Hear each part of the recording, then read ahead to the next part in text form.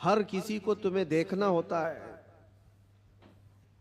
मुसलमान होता कौन है और मुसलमान कैसा रहता है, और तुम्हें इन हालात में इस्लाम को रिप्रेजेंट करने का सबसे बेहतरीन मौका है।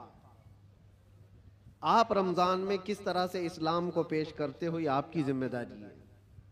दुनिया आपको देख रही है सुबह से शाम तक, बल्कि बहुत सारी जगहों पर जो नेगेटिविटी फैली हुई है तुम्हारे हालात को लेकर, तुम्हारे अखलाक उन्हें पानी पानी कर सकते हैं, उनके तमाम जहन के फतूर को दूर कर सकते हैं। इसलिए कि मेरे अजीजों, इस्लाम एक जिंदा मजहब है। इस्लाम था, इस्लाम है और इस्लाम, इसमें किसी को शक नहीं है। कुरान पाक में भी रब ताला ने फरमाया, युरीदून लियुत्फिउ नूर अल्लाहि बिअफ़वाहिहिम, लोग अपने मुंह के फूंक से अल्लाह का चिराग बुझाना चाहते हैं। वयअबल्लाहु इल्ला अन युतिम्मा नूरह, और अल्लाह तबारक व तआला इस चीज को होने नहीं देगा, वो अपने नूर को मुकम्मल करके रहेगा। दूसरी आयत में रब ताला फरमाता है, वल्लाहु मुतिम्मु नूरिही वलौ करिहल काफिरून, अल्लाह ताला अपने इस नूर को, नूर किसको कहा गया? इस्लाम भी नूर है, कुरान भी नूर है और हुजूर की जात भी नूर है। और इस नूर को रब तबारक व तआला सुबह क़यामत तक कायम रखेगा। वलौ करिहल काफिरून, काफिरों को अगरचे ये बात अच्छी ना लगती हो, किसी को अच्छी लगे ना लगे, लेकिन रब ताला इसको जिंदा रखेगा।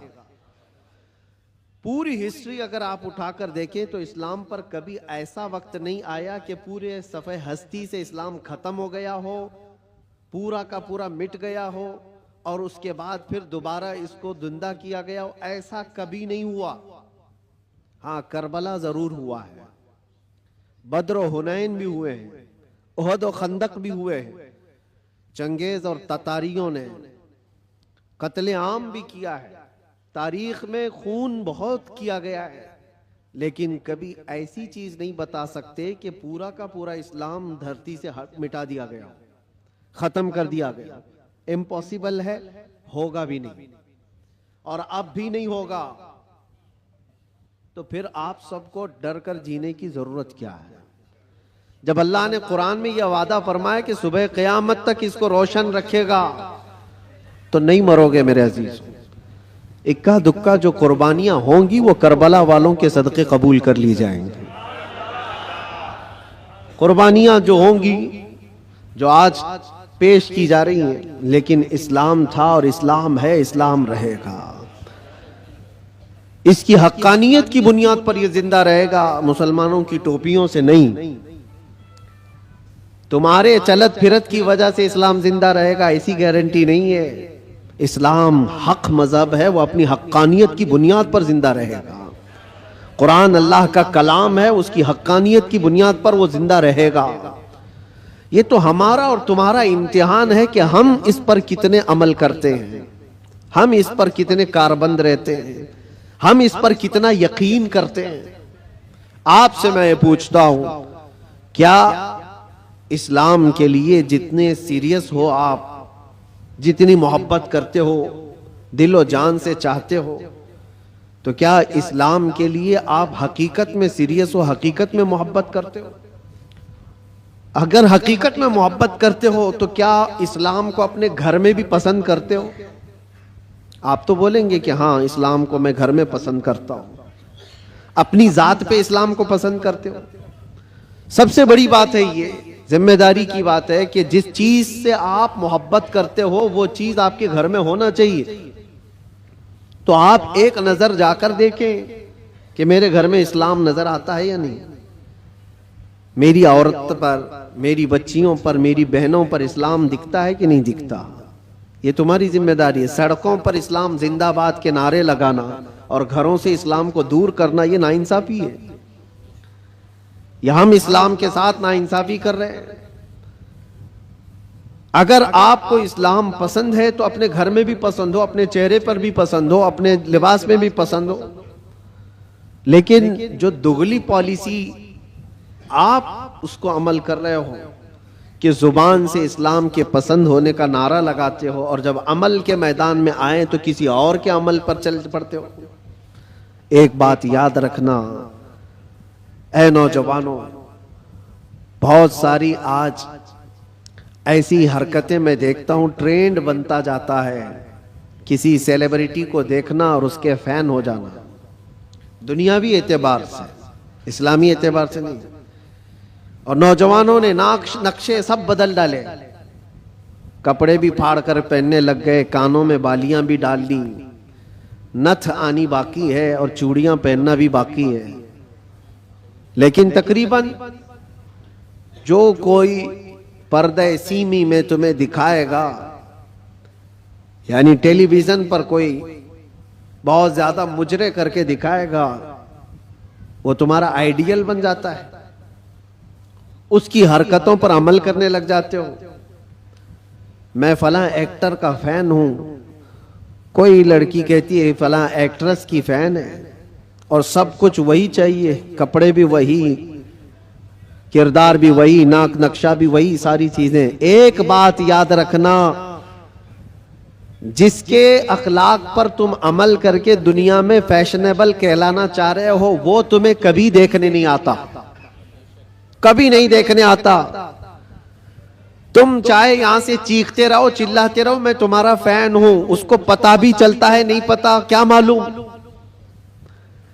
खामखा किसी के पीछे भागे भागे फिर रहे हो, वो कभी नहीं देखता कि मेरी तरह कपड़ा पहन रहा है, मेरी तरह चेहरा बना रहा है, मेरी तरह बाल का स्टाइल रखता है, कभी नहीं देखता। लेकिन एक बात याद रखो, ताजदारे मदीना रसूल करीम सल्लल्लाहु अलैहि वसल्लम के अखलाक पर जो अमल करता है, कसम खुदा की दुनिया के किसी भी कोने में रहो, आमिना के लाल तुम्हें मुलाहिजा फरमा रहे हैं, रसूल पाक सल्लल्लाहु ताला अलैहि वसल्लम तुम्हें देख रहे हैं। और ये बात इतनी प्यारी है, जिसको दिखाने के लिए तुम्हें करना चाहिए वो देख नहीं रहा दुनिया वाला, लेकिन रसूल मुख्तार सल्लल्लाहु ताला अलैहि वसल्लम की अगर एक सुन्नत पर कोई अमल करता है तो वो आका अपनी कब्र से देखकर मुस्कुराते हैं। तुम्हारे आमाल उनके पास हर जुमेरात पेश किए जाते हैं, हर जुमेरात को उम्मत के अमाल हुजूर के पास पेश किए जाते हैं।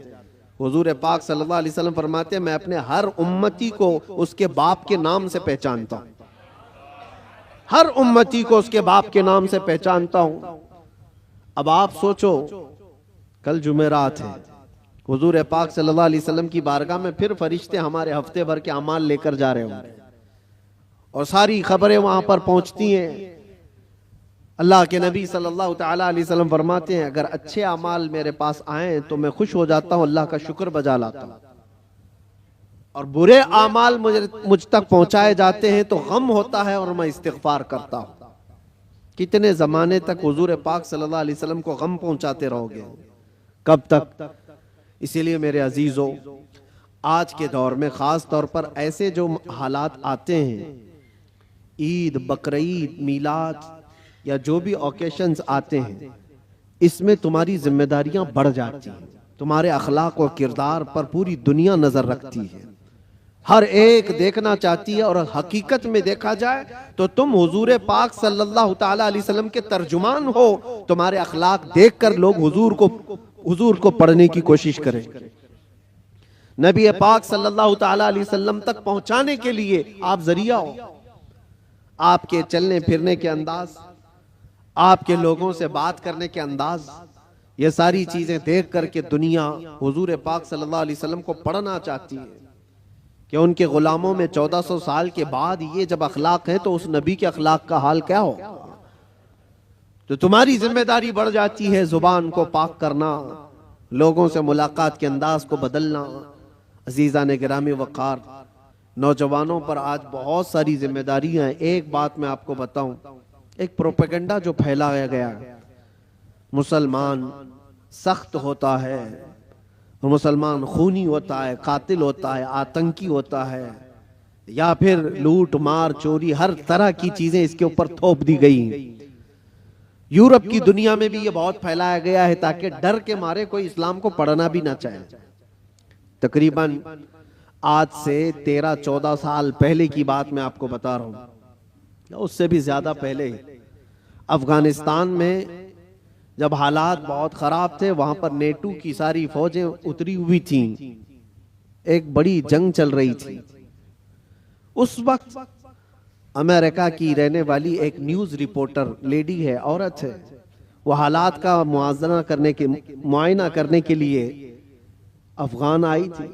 वो कहती है कई दिनों तक मैं अलग अलग इलाकों में जाकर के रिपोर्टिंग करती थी और वापस शाम में अपनी जगह पर आ जाती, अपनी क़यामगाह पर आ जाती। एक बार ऐसा हुआ कि एक इलाके में मैं पहुंची और वहां से तन्हा आ रही थी, तो जो फौजी थे कुछ जो वहां तैनात थे, महीनों से वो जंग के मैदान में उतरे हुए फौजी, लेकिन उस इलाके के फौजी नहीं, नेटो के फौजी, जिसमें तकरीबन 45 कंट्रीज के फौजी थे, यूरोप के सबके। उन फौजियों में से 2 फौजियों ने इसको पकड़ लिया, इस औरत को, और इसके साथ कुछ गलत करने के इरादे से वो एक अंधेरी जगह पर उसको खींच रहे थे, ले जा रहे थे। शाम का वक्त था। इत्तेफाक ऐसा कि 2 नौजवान मस्जिद की तरफ जा रहे थे, मोमिनीन में से 2 नौजवान वहां से गुजर रहे थे। तो वो 2 नौजवानों ने अचानक जब ये हालत देखी कि एक खातून को जोर जबरदस्ती पकड़ करके कुछ लोग घसीट रहे हैं, तो उन्होंने आवाज लगाई और ताकतवर पठान लोग थे, हमला आवर हुए। तो फौजी चूंकि गलत नीयत से उसके साथ बदतमीजी कर रहे थे, छोड़ करके भाग गए जब तक उस औरत के कपड़े उपड़े फटे हुए थे, हालत बुरी थी। लेकिन ये 2 नौजवान मुसलमान थे, दाढ़ी टोपी वाले, उस खातून को वहां से आजाद कराया और अपने तरफ ले लिया, अपने पास ले लिया। ये खातून कहती है कि मुझे तो ज्यादा डर लग गया कि ये वहशी मुसलमानों के हाथ में आ गई, अब पता नहीं क्या करेंगे, सीधे ज़बह करते हैं लोग। क्योंकि बचपन से प्रोपेगेंडा दिमाग में था, अमेरिका की रहने वाली, उसके दिमाग में यही सारी चीजें भरी गई थी। मुसलमान सख्त होता है, कातिल होता है, आतंकी होता है, लुटेरा होता है, न जाने क्या क्या चीजें फैलाई गई हैं।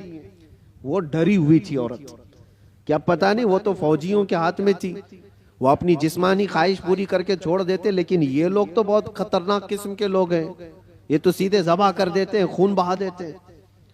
डरी सहमी हुई उन 2 नौजवानों के हाथ में तो आ गई, लेकिन वो 2 नौजवान लेकर गए, एक कमरे में इस खातून को बंद कर दिया और ताला लगा दिया, बंद कर दिया। ये डरी थी शायद मेरी मौत का कोई परवाना आने वाला है, या कुछ भी मेरे साथ किया जा सकता है, या हो सकता है मुझे किडनैप करके हमारे मुल्क से कुछ मेरे बदले में मांगने वाले हो। तरह तरह के ख्यालात आ रहे थे। वो न्यूज रिपोर्टर है, कहती रात हुई तो अचानक दरवाजा खुला, और पूरा दरवाजा नहीं खुला, बाहर ही से कोई बड़ी थाल जिसमें खाना पानी सब कुछ था, अंदर उन्होंने ढकेल दिया और कपड़ों का एक जोड़ा भी अंदर पहुंचा दिया, और फिर दरवाजा बंद कर लिया। मुझे जो जरूरत थी वो खाने पीने की थी, कपड़े बदलने की थी, कपड़े फटे हुए थे, मैंने कपड़े भी तब्दील कर लिए, खाना पानी भी हो गया। दूसरे दिन भी बराबर वक्त पर दरवाजा थोड़ा सा खुलता और खाना आ जाता, फिर बंद हो जाता, जो जरूरत की चीज थी। लेकिन कोई जवान अंदर नहीं आ रहा है, कोई जवान अंदर नहीं आता, दरवाजा बाहर से बंद होता है। शाम हो गई, 2 दिन वहां पर उसने गुजारे। उसके बाद वो कहती है कि उसके सिफारत खाने के लोग, उसके एम्बेसी के जिम्मेदार लोग आए उन नौजवानों के साथ। जब दरवाजा खोला और उनकी जुबान में, उसी औरत की जुबान में बात किया और कहा कि हम तुम्हारे सिफारत खाने से आए हैं, इन नौजवानों ने आकर हमें ये इत्तिला दी कि फला मुल्क की इस तरह की एक खातून मजलूम थी, हमने उसको पनाह दिया है और उसकी हिफाजत की है, आप आए, अपनी औरत को ले जाएं और उसके मुल्क तक सही सलामत पहुंचाएं। सिफारत खाने के जिम्मेदार लोग आए, उस खातून को सारा वाकया बताया कि इन नौजवानों ने तेरे लिए गायबाना तौर पर क्या मेहनत की। उसका दिमाग पूरा अलग तरीके से चलने लगा कि मैंने बचपन से सुना है ये मुसलमान वहशी होते हैं, आतंकी होते हैं, कातिल होते हैं, लुटेरे होते हैं, ये तो कदम भी नहीं रखते मेरे कमरे में। मैं भी औरत हूँ, खूबसूरत हूँ, जिस्म मेरे पास है, लेकिन कभी इन्होंने देखा भी नहीं मुझको। 3 दिन उनके पास गुजारी और उसके बाद जब सिफारत खाने के लोग जिम्मेदार आए और उसको आजाद करवाया, वहां से ले जा करके वो उसके वतन तक पहुंचाया। वहां जाने के बाद उस खातून ने जो रिपोर्ट तैयार की, पूरी अपने सफर की रुदात लिखी, सारा सफर लिखा और इस हादसे को भी लिखा, और फिर ऐलान किया जो मुझे पढ़ते हैं, जो मुझे सुनते हैं, वो गवाह हो जाएं कि मैं इस्लाम को कबूल करती हूं। इससे बेहतर मेरी इज्जत की हिफाजत मुझे कहीं और नजर नहीं आती। इसलिए कि औरतों की असल हिफाजत और उनकी इज्जतों की देखभाल अल्लाह करीम ने जो फरमाया और उसके नबी रसूल करीम सल्लल्लाहु अलैहि वसल्लम ने जो फरमाया, वो आज भी ईमान वालों के अंदर मौजूद है। नौजवानों, तुम्हारे अखलाक लोगों के लिए रसूल पाक का तर्जुमानी का काम करते हैं, उनके एम्बेसडर हो आप। और खास तौर पर रमजान में आप देखना, कई मोहल्लों में जहां तुम्हारी शब्बाशी हो रही होती है, रात की रौनकें, और इस शहर में खास तौर पर जो चकाचौंध रोशनी है, इसको देखने के लिए बहुत सारे लोग आते हैं, बल्कि दूसरे ही ज्यादा आते हैं। हो सकता है खाने पीने आते हो, मौज मस्ती भी मकसद हो सकती है, लेकिन मेरे अजीजों, इन दिनों में तुम्हारे अखलाक व किरदार बहुत अहमियत के हामिल होते हैं। इस वक्त तुम हुजूर पाक सल्लल्लाहु अलैहि वसल्लम के रिप्रेजेंटेटिव हो। रमजान को इस तरह से गुजार करके दिखाओ कि आज भी हमारे अंदर स्पिरिचुअलिटी, रूहानियत कैसी है। हम खाने पीने के लिए पूरी रात गुजारने वाले लोग ही नहीं हैं। खाना पीना तो जिंदगी का एक छोटा सा हिस्सा है। हम आए हैं यहां अपने रब को राजी करने के लिए। इस्लाम का ये अजीम मैसेज और इस्लाम का ये अजीम पैगाम पहुंचाने का जरिया है। कितने ऐसे लोग हैं जो हमसे राब्ता करते हैं। मेरे अजीजों, सच बताऊं, जो हमारे दीन में नहीं है वो प्यासे हैं बहुत सारे लोग, मर्द हजरात भी, औरतें भी, लड़के भी और लड़कियां भी। दूर दराज से वो किसी न किसी तरह से कांटेक्ट करने की कोशिश करते हैं कि हमारी रूह बहुत प्यासी है, हमारी रूह बहुत प्यासी है। और हम अपनी रूह की सैराबी ढूंढते ढूंढते उम्र बिता चुके हैं, लेकिन हमने आपके बयान सुने या फिर इस्लाम की ये सारी चीजें देखी हैं तो रूह को सुकून सा नजर आता है, सुकून सा नजर आता है। उन लोगों को जो आत्मा की शांति कहीं नहीं मिलती, मेरा चैलेंज है वो रब्बे जुल जलाल के सजदे में उन्हें सारा सुकून मिल जाएगा।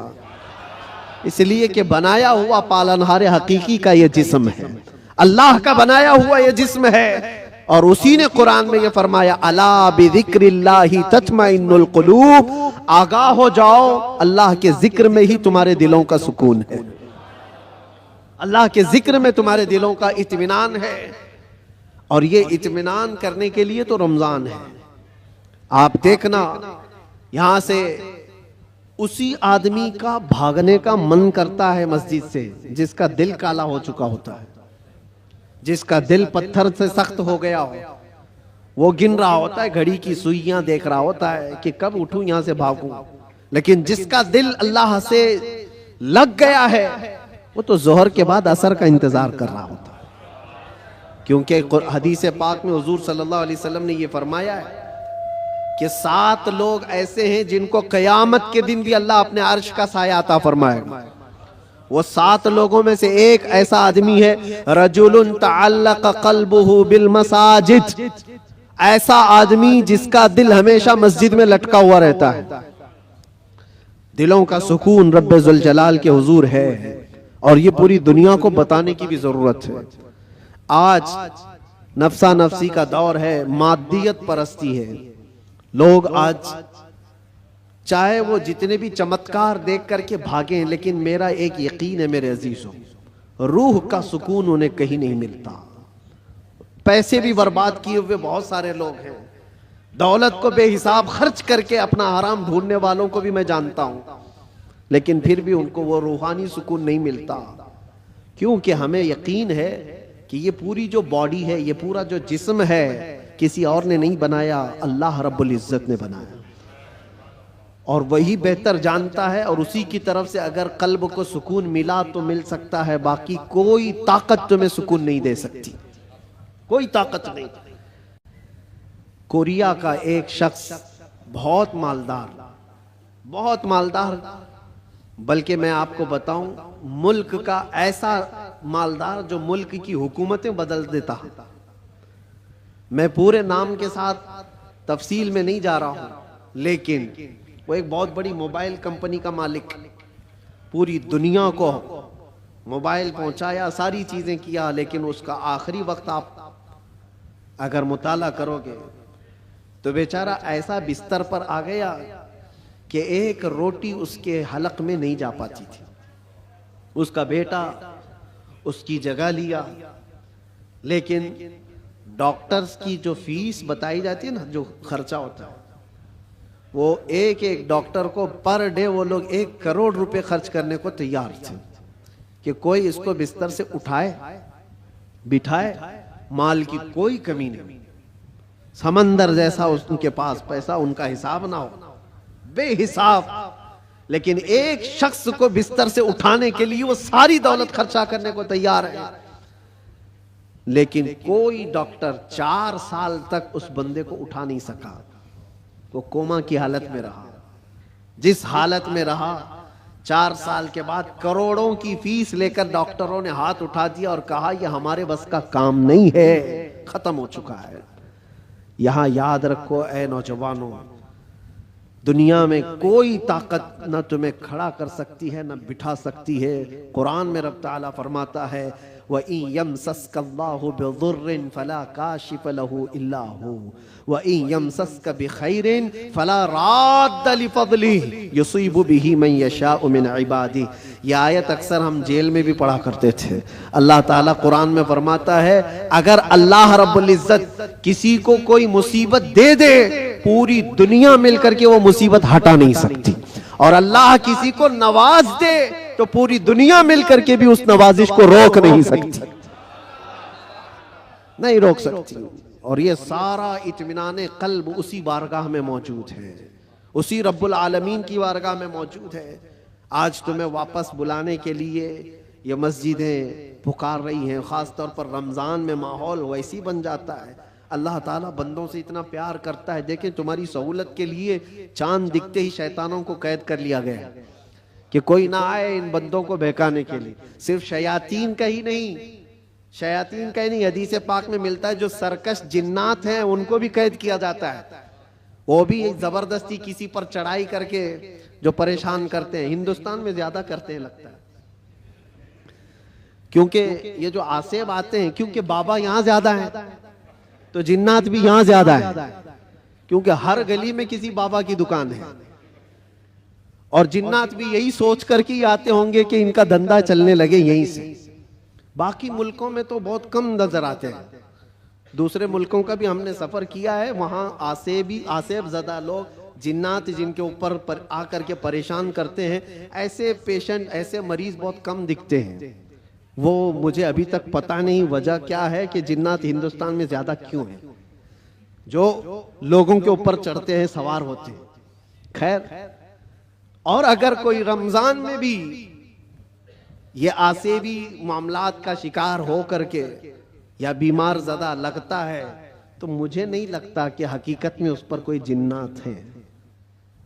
ये तो हदीस पाक में है कि जो सरकश जिन्नात हैं, चांद दिखते ही रमजान के उनको कैद कर लिया जाता है। फिर क्या चीज है तुम्हारे पास जो तुम्हें बहका कर ले जाए? शयातीन नहीं है, जिन्नात नहीं है, माहौल रब ताला ने साजगार करके दिया है तुम्हें। तुम रातें इसके क़याम करो, इसके दिन में रोजे रखो, और फिर इतना ही नहीं बल्कि ड्यूटी लगा दी गई हो कि रोजा रखना है, नमाज पढ़ना है। उस पर अजर का इतना बड़ा वादा किया गया, इतना बड़ा वादा किया गया। हदीस पाक में मिलता है मन कामा फी रमज़ान ईमानन व एहतिसाबन गुफिर लहू मा तक़द्दम मिन ज़ंबि औ कमा क़ाल रसूलुल्लाह सल्लल्लाहु अलैहि वसल्लम। जिसने रमजान की रात को क़याम किया ईमान के साथ, पीछे जो कुछ भी किया था सब अल्लाह माफ फरमाएगा। जो कुछ भी किया हो सब माफ कर दिया जाएगा। इसमें यह नहीं कहा गया है कि छोटा बड़ा अलग अलग, बल्कि जो कुछ भी उससे हुआ है अब तक अल्लाह माफ फरमाएगा। इतने बड़े अजर का वादा है। रमजान तुम्हें पाक करने के लिए आया, रमजानुल मुबारक तुम्हें रब ताला के करीब करने के लिए आया। रोजे भी फर्ज किया रब ताला ने तो ये फरमाया लअल्लकुम तत्तकून, तुम पर रोजे इसलिए फर्ज किए गए कि तुम्हें तकवा आ जाए, तुम परहेजगार बन जाओ। तो रब तबारक व ताला का ये हुक्म है। हम तो माइल बकरम है, कोई साइल ही नहीं। रोज इसकी रातों पर रब ताला निदा फरमाता है, कोई मुझसे बख्शिश तलब करे मैं उसे माफ करूं। लेकिन लोग कहां पर हैं? बहुत सारे हालात ऐसे बिगड़े हुए हैं कि तुम्हारी रातें बख्शिश तलब करने की थी, तुम कैरम बोर्ड पे बैठे हुए हो, रात भर बकरे लड़ा रहे हो, मुर्गे लड़ा रहे हो, चेस खेल रहे हो, क्रिकेट के फुटबॉल के ग्राउंड सजाए जाते हैं। ये रमजान इसके लिए आता है। अफसोस है, मैं तो कहता हूं उन लोगों पर तुफ है, लानत है। रमजान को भी इंटरटेनमेंट का जरिया बना दिया।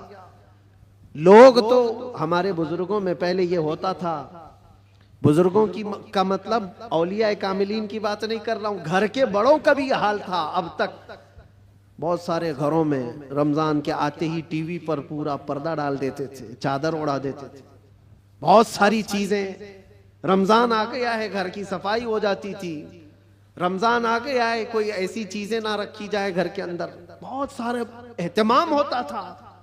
और तुम्हें पता है इसके एहतराम पर अल्लाह तबारक व तआला जन्नत अता फरमाता है। रोजा नहीं रखने वाले भी दिन में किसी के सामने खाते पीते नहीं थे, एहतराम की वजह से। रोजेदार को कोई हाथ नहीं लगाता था, मारता नहीं था। ये बुजुर्गों की तालीमात होती थी कि ना हाथ नहीं लगाना, मारना नहीं, रोजादार है। ये सारा एहतराम कहां चला गया? उसकी वजह यह है मेरे अजीजों कि तुम अगर इस रमजान को भी बेएहतरामी में गुजारोगे तो ये रमजान कल क़यामत के दिन तुम्हारे खिलाफ मुकद्दमा करेगा अल्लाह की बारगाह में कि अल्लाह मैं इसके घर गया था मगर इसने मेरी तौहीन की है, मेरी इसने बेहुरमती की है। और हुजूर पाक सल्लल्लाहु अलैहि वसल्लम फरमाते हैं क़यामत के दिन जिसके खिलाफ रमजान खड़ा हो गया उसको दोज़ख में जाना जरूरी हो जाएगा। रमजान अगर किसी के खिलाफ खड़ा हो गया तो अपने खिलाफ रमजान को खड़े होने ना दो, अपनी हिमायत में खड़े होने दो। कल रमजान आए कयामत के दिन और तुम्हारी सिफारिश करे कि मौला ये मेरी रातों को जागता था, ये मेरे दिन को तिलावत कुरान करता था, रोजे रखता था, गुरबा और मसाकीन में खैरात करता था, तुम्हारी नेकियों की गवाही खुद रमजान देगा। और हुजूर ने यह भी फरमाया कि जिसके हक में कुरान और रमजान सिफारिश कर दे उसका जन्नत में जाना वाजिब है। अजीज़ान गिरामी वक़ार, बस मैं खुलासा कलाम सिर्फ इतना अर्ज करना चाहूंगा कि दीन जो तुम तक पहुंचा है इस चीज पर आज खास तवज्जो के साथ मैं अर्ज करना चाहता हूं। ये बड़ी मशक्कतों के साथ तुम तक पहुंचा हुआ है। ये नहीं कि फूलों की सेज पर सज कर तुम्हारे घर में आ गया। बहुत मशक्कतें उठाई गई हैं इसके पीछे। दीन तुम्हारे घरों तक जो पहुंचा है, ये अजानें जो सलामत हैं, ये जो नमाजों की रूहानियत और ये जो नूरानियत बाकी है, इस पर बुजुर्गों की कुर्बानियां हैं, बहुत सारी कुर्बानियां हैं। इस दीन के इस असल चेहरे को बाकी रखना आज हर जवान की जिम्मेदारी है। तुम क्या समझते हो यहाँ माइक पर बैठे हुए मौलाना साहब इनकी जिम्मेदारी है इस्लाम की तबलीग करना? बल्कि हर मुसलमान पर यह जिम्मेदारी है वो अपने अखलाक और किरदार से इस्लाम का रिप्रेजेंटेटिव है। तुम्हारी जिम्मेदारी है इसको सही सलामत बचा रखना अपने घरों में। दूसरे क्या क्या कर रहे हैं इसकी तरफ अभी छोड़ दो, कीड़े वैसे ही मर जाएंगे। मौसम पर कीड़े आते हैं, होता है ना, कोई एक मौसम आता है बारिश से पहले बहुत कीड़े दिखते हैं, कोई इलाज ही नहीं होता। क्या किया जाए क्या किया जाए, उनका इलाज इतना ही होता है मौसम जाए तो खत्म ही होते हैं। वैसे ही इस्लाम के मुतालिक, कुरान के मुतालिक, नबी पाक सल्लल्लाहु अलैहि वसल्लम की ज़ात के मुतालिक हर्जा सराई करने वाले, दुश्मनी पैदा करने वाले हर जमाने में आते हैं, लेकिन उनका एक खास मौसम होता है। उसके बाद फिर इस्लाम उसी आबो ताप के साथ चमकता रहता है। इस्लाम वैसे ही चमकता रहेगा। ना इसको चंगेज हिला पाया, ना इसको हलाकू हिला पाया, ना इसको बड़े बड़े ताकतवर हिला पाए। 50 लाख लोगों का जिसने कत्ल किया, चंगेज वगैरह जो तारीख आप देखें, 50 लाख से ज्यादा लोगों का कत्ल जिन्होंने किया, यही सोच करके किया था ना इस धरती से पूरा मिटा दिया जाए, सफ़े-हस्ती से खत्म कर दिया जाए। हैरत की बात है, जिस फौज ने बगदाद पर हमला किया था वही फौज दायरे इस्लाम में दाखिल हुई थी। जिसको इकबाल ने कहा था, हरम को मिल गए पासबां सनम खाने से, हरम को मिल गए पासबां सनम खाने से। रब तबारक व तआला उन्हीं के दरमियान ईमान की हिदायत अता फरमा दी।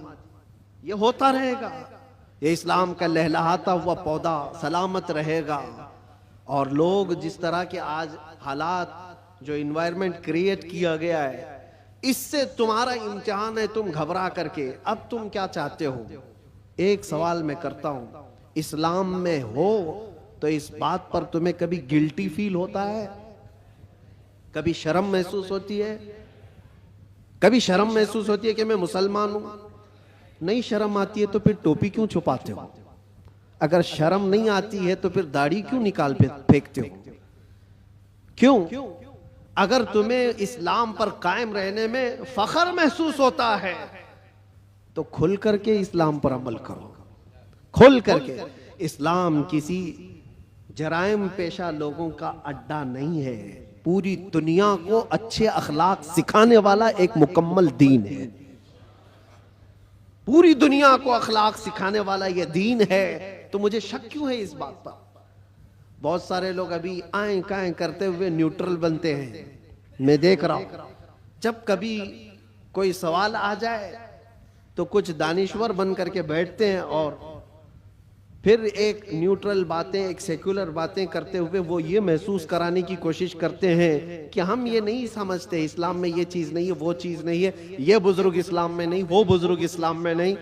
सिर्फ इसलिए वो कर रहे हैं कि दूसरों को कुछ खुश करें। उन बेवकूफों को मैं बताना चाहता हूं जो कुर्सियों पर बैठकर डिबेट करते हैं और सेकुलर बनने की कोशिश करते हैं। याद रखो, तुम अपनी नाक काट करके भी नीचे रखोगे तो वो कभी राजी नहीं होने वाले, कभी राजी नहीं होंगे। 10 लाख साल भी तुम पुकार करके उनकी जूतियां चाटते रहो, राजी नहीं होंगे। राजी करना है तो अल्लाह और उसके रसूल को राजी करो। हम जिसके लिए दुनिया में आए हैं, हम जिसके लिए दुनिया में आए हैं, हमें अल्लाह तबारक व तआला ने हुक्म क्या फरमाया? वमा उमिरू इल्ला लियअबुदुल्लाह मुखलिसीन लहुद्दीन। लोगों को यह हुक्म नहीं दिया गया मगर सिर्फ इतना कि इबादत करें तो सिर्फ अल्लाह की रजा के लिए, लोगों को दिखाने के लिए नहीं। वो कभी दुनिया राजी नहीं होगी यार, एक बात याद रखिए, कभी राजी नहीं होगी। तुम चाहे जिस तरह के भी बन जाओ, दुनिया तुमसे राजी नहीं होगी। हम बचपन में एक चीज पढ़ते थे, एक शोहर और बीवी गधा लेकर जा रहे थे। शोहर अपनी बीवी को बिठाया गधे पर और लेकर चल रहा था। बेचारा लेडीज फर्स्ट वाले फार्मूले पर अमल कर रहा था कि पहले औरतों को होना चाहिए, लेकिन मोहल्ला छोड़ने वाला थोड़ी ना है। कट्टे पे बैठे हुए सब कमेंट पास करने लगे, जोरू का गुलाम जा रहा है, बीवी का गुलाम जा रहा है। एक हकीकत चीज है। और ये सुन करके उसको बहुत बुरा लगा और उसकी औरत को उतार दिया, तू उतर जा, मैं बैठूंगा। वो बैठ गया, औरत उसका रस्सी पकड़ करके चलने लगी। आगे गया था, दूसरे मोहल्ले वालों ने पुकार कर कहा, जालिम आदमी औरत को चला रहा है, खुद बैठा हुआ है। उसके बाद उसने कहा कि रहने दो, दोनों बैठ जाते हैं। दोनों बैठ गए तो तीसरा एक मोहल्ला आया और कहा, कितने जालिम है, एक सवारी है, दो बैठे हुए हैं। वो बेचारा गधा झुका जा रहा है, उस पर रहम नहीं करते लोग। कहा कि दोनों उतर जाते, खाली लेके चलते। चौथे मोहल्ले वालों ने कहा, पागल लोग हैं, सवारी है फिर भी चल के जा रहे हैं, करे तो क्या करे आदमी। एक बैठे तो लोगों को तकलीफ, दो बैठे तो लोगों को तकलीफ, ना बैठो तो तकलीफ। ये कोई एक लतीफा नहीं, दुनिया का मिजाज यही है। तुम टोपी पहनो तो तकलीफ, दाढ़ी रखो तो तकलीफ, सब निकाल कर नंगे फिरो तो भी तकलीफ। दुनिया कभी तुमसे राजी नहीं होती। हाँ, एक फार्मूला याद रखो, जैसे हो तैसे हो, फटे पुराने कपड़े ही क्यों ना हो, एक सजदा करो मौला राजी हो जाता है। एक सजदा करो मौला राजी हो जाता है। इसी को इकबाल ने कहा था, वो एक सजदा जिसे तू गिरा समझता है, 1000 सजदों से देता है आदमी को नजात। जगह जगह झुकने से तो बेहतर है, लोगों को राजी करने से तो बेहतर है कि मौला को राजी करो। इसलिए कि कुरान में क्या पढ़ा है आपने, इन्ना लिल्लाही व इन्ना इलैहि, जिसका तर्जुमा क्या होता है, हम अल्लाह के लिए हैं और अल्लाह ही की तरफ लौटने वाले। हर मरने वाले के देख करके पढ़ते हैं कि नहीं पढ़ते? इसका मतलब क्या है, हम अल्लाह ही के लिए हैं और अल्लाह ही की तरफ लौटने वाले। कुरान में कितनी जगह अल्लाह ने फरमाया व इलैहि तुरजऊन व इलैहि नुशूर, तुम उसी की तरफ फेरे जाओगे, उसी की तरफ जमा किए जाओगे। जब तुम्हारा अकीदा ये है कि जाना एक ही जगह है, तो ऐरे गैरे नत्थु खेरे को मनाने की क्या जरूरत? जिसकी बारगाह में सारा फैसला होना है उसी को राजी करते हैं, और वो राजी बहुत जल्दी होता है। दुनिया जल्दी राजी नहीं होती। इनके साथ क्या क्या नहीं करते हैं। हमने देखा है बेचारे 40-40 साल पार्टी में थे, उसके बाद फिर निकाल कर उनको फेंक दिया गया और उनको पता नहीं कौन सी मंडली में बिठा दिया गया। ये दुनिया है, तुम्हारी खिदमतों को नहीं देखती।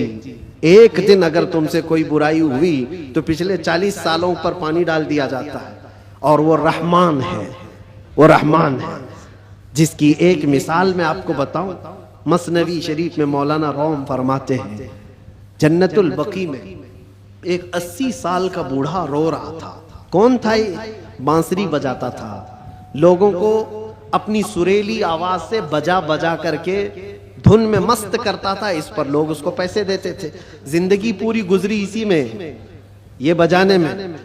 और जब बांसुरी बजाता था तो बेहतरीन लय थी उसके पास, बेहतरीन तर्ज थी, और उस पर लोग वाह वाह करते थे, पैसे देते थे। लेकिन कब तक बजाएगा? जब बूढ़ा हुआ तो सांस फूलने लगी, अब वो लय टूट जाती थी, भद्दी लगने लगी। लोग तो सुनते भी नहीं थे, उल्टी सीधी बातें करते थे कि बूढ़ा हो गया, अभी ये बजाता है, इससे तो होता भी नहीं है। लेकिन बेचारे के पास उसके अलावा कोई फन था भी नहीं।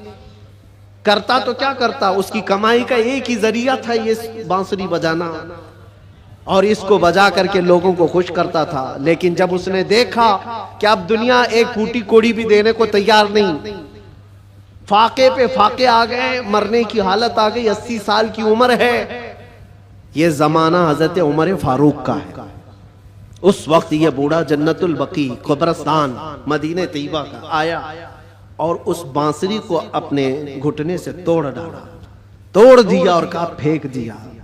कहा ऐ खालिके कायनात, तूने मुझे पैदा किया, लेकिन अगर मेरे हिस्से में रिस्क नहीं है तो मुझे मौत दे, मैं कब्रिस्तान में खड़ा हूं। मैं अब किसी और पर बोझ ना बनूं, मैं यहीं मरूं और यहीं सो जाऊं, मुझे माफ कर दे मौला। वो रोता रहा। जब हालात का मारा हुआ आदमी मौला की बारगाह में रोता है ना तो उसका दिल भर आता है। हालात का मारा हुआ जब रोता है तो उसके रोने की आवाजें आसमानों को चीर देती।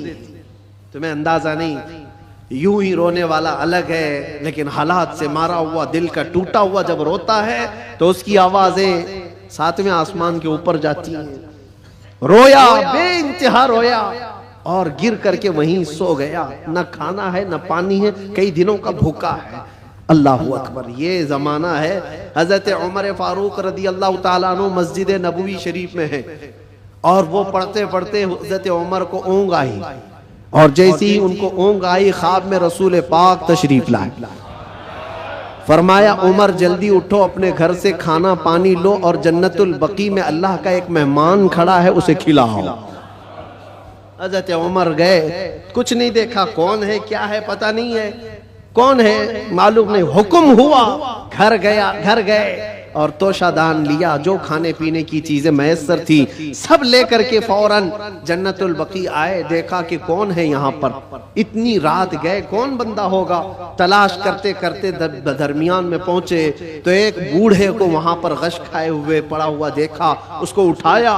जैसे ही उठाया वो कांपने लगा। वक्त का बारौब खलीफा सामने खड़ा है, वो कैसर और किसरा जिससे कांपते हैं वो उमर फारूक खड़े हैं। बूढ़ा सोचने लगा कहीं कोड़े ना पड़ जाए, मेरी सजा का कोई वक्त तो नहीं आ गया है।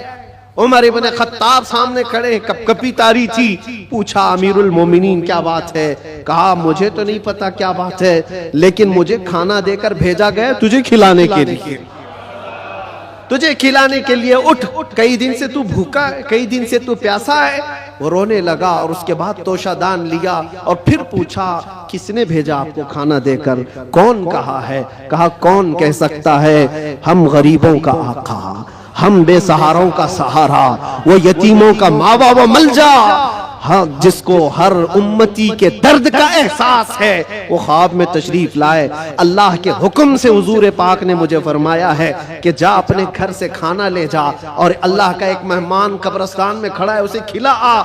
इतनी बात सुननी थी, वो चीख मार करके गिरा और कहने लगा 80 साल तक मैं नाफरमानी करता रहा, 80 साल तक बांसुरी बजाता रहा, दूर भागता रहा, आज एक दिन क्या उस रहमान को मैंने पुकारा, वो 80 साल की सारी चीजों को छोड़ दिया और मेरे पेट भरने के लिए वक्त के खलीफा को भेज दिया। उस रहमान का, उस अरहमुर राहिमीन का ये मजहर है मेरे अजीजों। आप क्या समझते हैं दुनिया को मनाते रह जाओ? नहीं मानती, ये झूठी है, मक्कार है, अय्यार है, दगाबाज है। शहद दिखाए जहर पिलाए, कातिल डाइन शोहर कुछ, इस मुर्दार पे क्या ललचाए, दुनिया देखी भाली है। सुना जंगल रात अंधेरी छाई बदली काली है, सोने वालों जागते रहियो चोरों की रखवाली है। आंख से काजल साफ चुरा ले या वो चोर बला के हैं, तेरी गठरी ताकी है और तूने नींद निकाली है, वो तो निहायत सस्ता सौदा बेच रहे हैं जन्नत का, हम मुफलिस क्या मोल चुकाएं, अपना हाथ ही खाली है। अजीजाने गिरामी वक़ार, मैं सिर्फ इतनी बात कहना चाहता हूँ कि तुम्हारे पास जो दीन का खजाना है, जो इस्लाम पहुंचा है, और खास तौर पर सुन्नियों को मैं बार बार ये कहता हूं कि तुम्हारे पास दुनिया की इतनी बड़ी दौलत है, इतनी बड़ी दौलत है जिसको आप कंपेयर नहीं कर सकते किसी और चीज से। उस दौलत का नाम है इश्क़ रसूल पाक। सुन्नियों के सीनों में ये मौजूद है। वो अपने नबी पाक सल्लल्लाहु अलैहि वसल्लम का नाम आता है तो अंगूठे चूम करके आंखों से लगा लेते हैं बगैर किसी को बताए।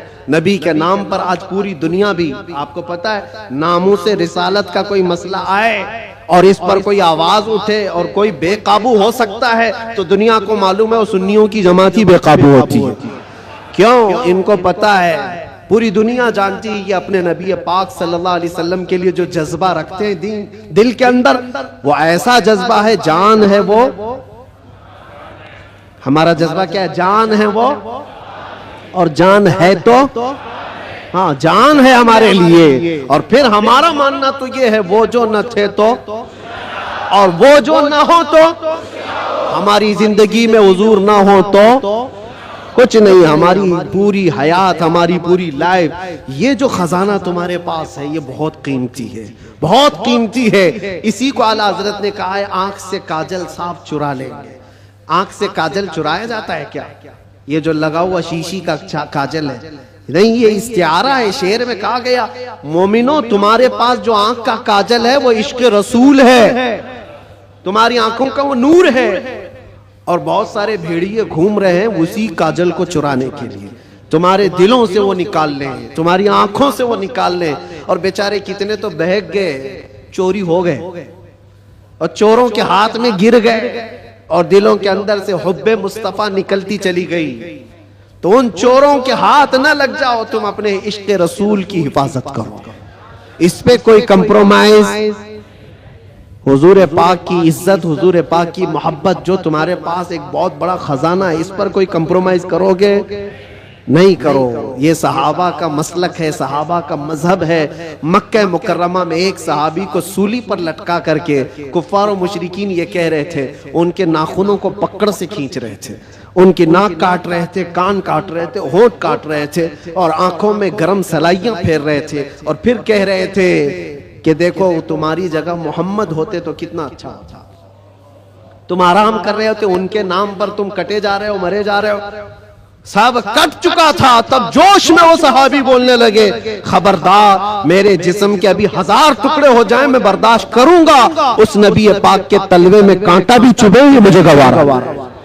ये दौलत जिसकी हिफाजत, ये सहाबा का मसलक है, ये सहाबा का मजहब है, जिसके तुम अमीन हो, जिसके तुम अमानतदार हो। आज पूरी दुनिया वो चीज खींचना चाहती है। हालात जो कुछ भी हो, जब भी हुजूर पाक की मोहब्बत की बात आए, सारी चीजें एक तरफ, मेरे नबी की जात एक तरफ।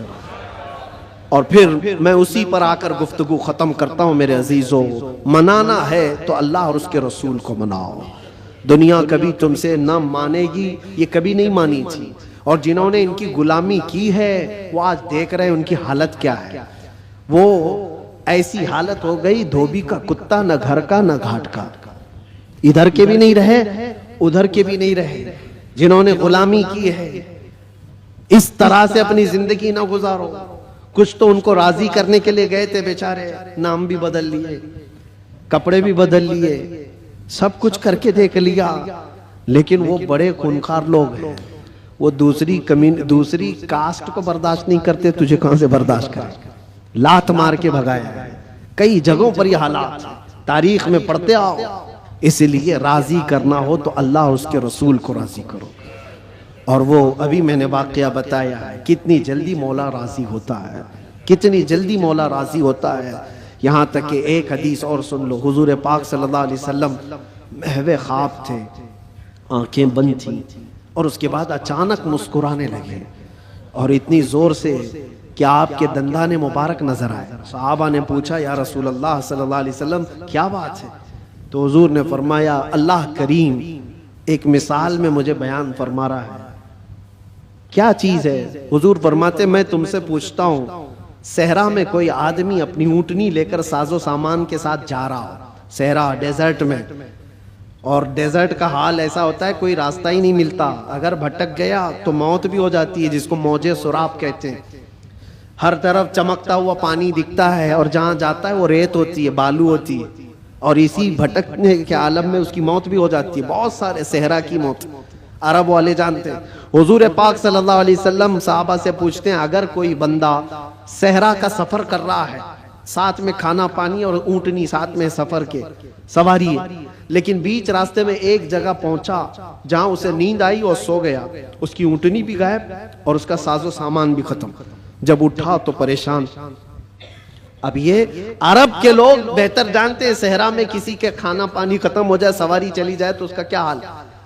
वो बंदा जब नींद से उठा तो हर जगह ढूंढा, उसकी ऊँटनी कहीं नहीं मिली, उसका खाना पानी कहीं नहीं मिला, हर जगह से ढूंढ ढूंढ कर थक गया, मौत के करीब था, मौत के करीब था। फिर अचानक उसको नींद लगी। एक दिन गुजरा कि 2 दिन, जो भी है, मौत के करीब था, नींद आ गई। थोड़ी देर के बाद आंख खुली तो उसकी ऊँटनी भी सामने है, खाना भी सामने। अब सुनो, ये मिसाल है। हुजूर पाक सल्लल्लाहु अलैहि वसल्लम फरमाते साहबा से, ऐ मेरे साहबा बताओ, उस सहरा में चलने वाले मुसाफिर को कितनी खुशी होगी, अपना खोया हुआ ऊँट मिल जाए, अपना खोया हुआ खाना मिल जाए, उसकी जान में जान आए, कितनी खुशी होगी। साहबा कहते हैं, या रसूल अल्लाह, उसकी जिंदगी की सबसे बड़ी खुशी है वो कि मौत के मुंह में जा चुका था, लेकिन वापस उसका खोया हुआ ऊँट भी मिला, खाना भी मिला, उसकी खुशी को तो कोई नहीं पहुंच सकता।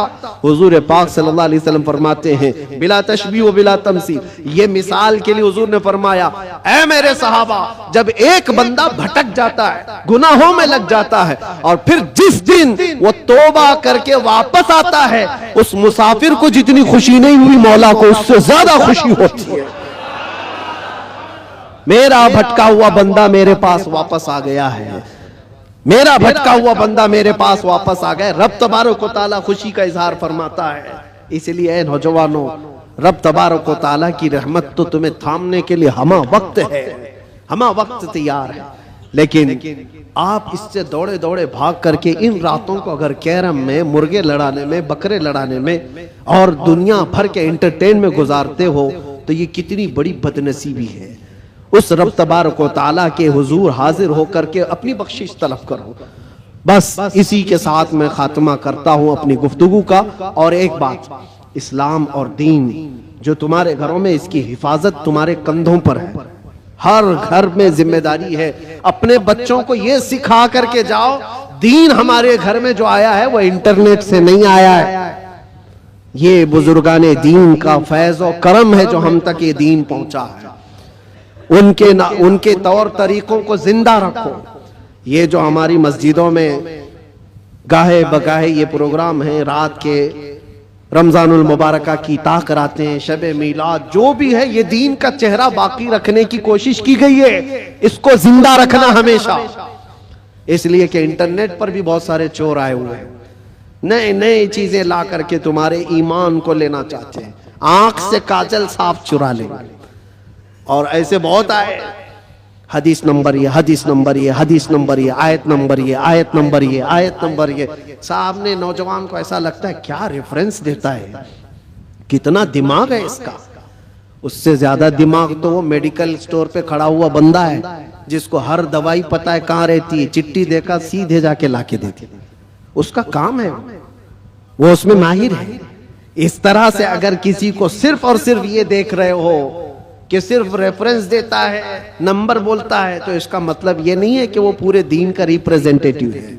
जरूरी नहीं, तुम तक जो दीन पहुंचा है, मैं यार ये देखना कि अगर गौसो ख्वाजा की मोहब्बत सलामत है, अगर सहाबा व ताबईन की मोहब्बत सलामत है, तो ये दीन का सही रास्ता है। इसलिए कि रब तबारक व तआला ने भी यही फरमाया है, दुआ यही करो उस रास्ते पर अल्लाह हमें चला जिस पर चलने वालों पर तूने इनाम नाजिल फरमाया। इनाम किस पर नाजिल हुआ है? सिद्दीक अकबर पर हुआ है, फारूक आजम पर हुआ है, उस्मान गनी पर हुआ है, हैदर कर्रार पर हुआ है, हसनैन के रास्ते पर चलने वाले पर इनाम नाजिल हुआ है। वो सहाबा, ताबईन, औलिया कामिलीन के रास्ते पर चलने वालों पर इनाम नाजिल हुआ है। उसी रास्ते का नाम गौस का रास्ता है, उसी रास्ते का नाम गरीब नवाज का रास्ता है, उसी रास्ते का नाम मसलक आला हजरत है। इससे इधर उधर आए बाएं न करना। अल्लाह सलामत रखे दीन पाक को और इश्क रसूल को अपने घर में महफूज रखना है, तो इस रास्ते की हिफाजत करो, इस रास्ते की हिफाजत करो, इस चेहरे की हिफाजत करो। अल्लाह करीम कहने सुनने से ज्यादा हमें अमल की तौफीक अता फरमाए। जिंदगी ये नहीं किसी की किसी के लिए, जिंदगी है नबी की